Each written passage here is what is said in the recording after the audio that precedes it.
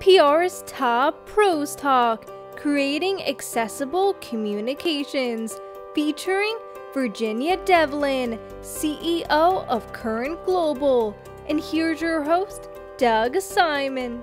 We're talking about accessibility. So, Virginia, can you start with sort of a self-description of what people would be looking at? Thank you, Doug. Self-descriptions are really important when you're doing podcasts, webinars, any kind of meeting to make sure that people who are visually impaired, are neurodivergent in any way, or maybe even joining with low bandwidth or not paying attention to what they're seeing visual can understand who is talking. So I will give my visual description, then maybe you can give yours. So my name is Virginia Devlin. My pronouns are she, her. I am the CEO of Current Global. I am a white mid-50s woman. Today I am wearing like a denim jean jacket in front of a purple background. My hair is light brown and my eyes are blue. I'm Doug Simon. I'm CEO at DS Simon Media and host of the show.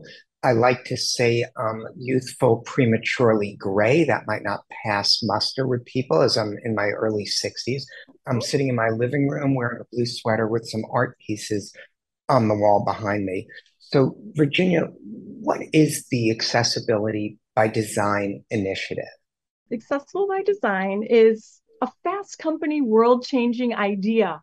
That was exciting to get that acknowledgement in 2021 after we launched this program. And the reason we created Accessible by Design is that, DE&I is so important in all of our workplaces and across industries. And the World Economic Forum had this stat that kind of stopped me in my tracks. And it's that 90% of companies claim that they are prioritizing diversity in the workplace, but only 4% of businesses are focused on making their offerings inclusive of people with disabilities. Wow. So that is what's kind of a shocking number. And this inclusion gap permeates, like I said, all industries, including our own. It impacts what and to whom we communicate. And so as communicators, I think we have a huge opportunity to do better to create accessible communications that connect with audiences of all abilities. It sounds like that's what inspired this movement, that huge disparity. Yes, exactly. And our team in EMEA does a lot of work with Microsoft. And Microsoft has a lot of great, technology functions that allow you to check the accessibility of documents you're creating. It's easy to use as spell check. And so that team was working with Microsoft on a campaign that was highlighting those accessibility features.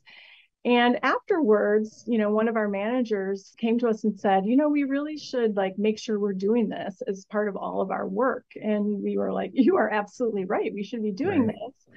And then we kind of poked around and we didn't see anyone really talking about it as communicators. And we thought it was a huge opportunity because, I think closing this disability inclusion gap is not just the right thing to do, it also makes business sense. I mean, this is a population of over a billion people. I was going to say, you also did a necessity of inclusion study. What were some of the key findings you had there? We did a survey of 800 people living in the US and the UK. They were either visually impaired, hearing impaired, or had, neurodiverse or cognitive disabilities. And, we wanted to make the business case for communication. So we did this study to understand the lived experiences of people. And three of the key findings, I think, that are most relevant to our industry are one, that social media is the biggest problem. People with disabilities are regularly consuming all forms of content, but social media is the most problematic. It's a struggle for many. They find it very difficult to navigate and consume content on. And a lot of people use assistive tools when it comes to their technology, but that's not fixing the problem. So the majority of participants who use, like a screen reader, if you're visually impaired, they say that doesn't help. Really the problem is the content itself. So that directly points to where organizations and brands have an opportunity to help make sure that the content they're putting out into the world is accessible. Are there things communicators can do now, guidelines, maybe things that they can just implement that could make a difference that they should be doing, in your opinion? We did create a very comprehensive set of free guidelines, so anyone can download them and use them in partnership with the PRCA and the PR Council. And we're committed to updating those at least annually because, technology and best practices are always changing. These guidelines are a great first step to just become familiar with them because you'll learn things about, how to do alt text. This is making sure that all of the meaningful images you're using, like sometimes say in a presentation, you might have a decorative image and you can kind of put that aside. But if your image is trying to help you communicate a key message, you want to make sure that you're giving alternative text to that.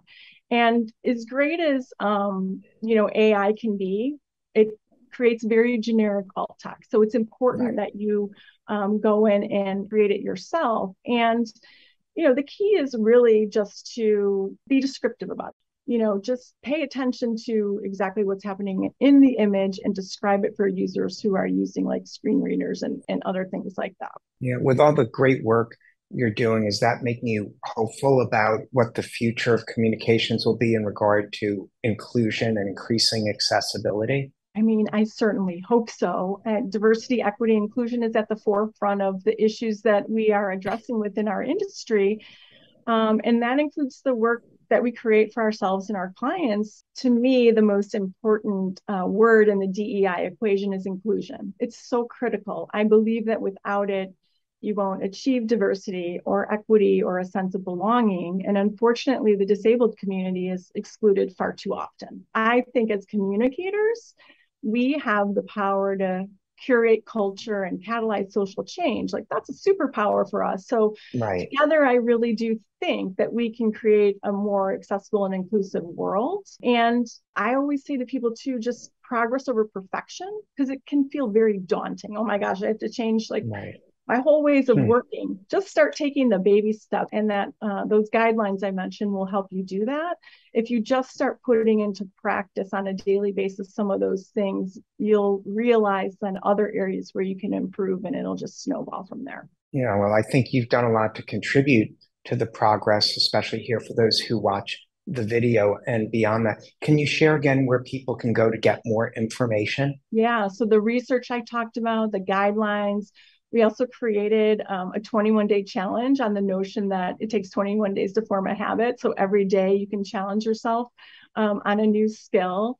Plus, like articles and webinars and podcasts like this are all collected on our website, which is www.accessible-communications.com.